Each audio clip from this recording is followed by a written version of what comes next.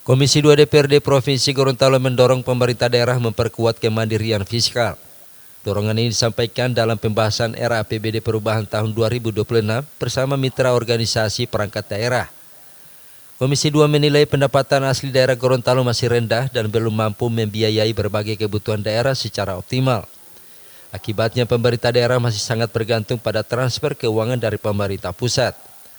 Kondisi ini dinilai perlu segera diubah dengan mendorong OPD pengampu, PAD untuk lebih serius mengidentifikasi dan mengoptimalkan berbagai potensi pendapatan. Komisi 2 menyebut kontribusi PAD Gorontalo terhadap APBD masih berada di kisaran 20%. Sementara sejumlah daerah lain dinilai telah mampu meningkatkan kontribusi pendapatan daerah terhadap kemampuan fiskalnya. Salah satu daerah yang dijadikan pembanding adalah Kalimantan Timur yang disebut memiliki kontribusi PAD jauh lebih besar. Komisi 2 mendorong pemerintah tidak hanya mengandalkan transfer dari pusat, tetapi mulai memperkuat sumber-sumber pendapatan daerah.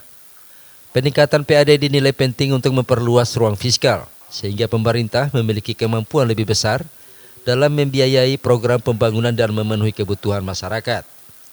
Dan kemudian ada beberapa dinas lagi yang kita dorong, bagaimana dinas-dinas terutama pengampu PAD, bagaimana mereka juga terfasilitasi agar bisa menggenjot pendapatan asli daerah kita.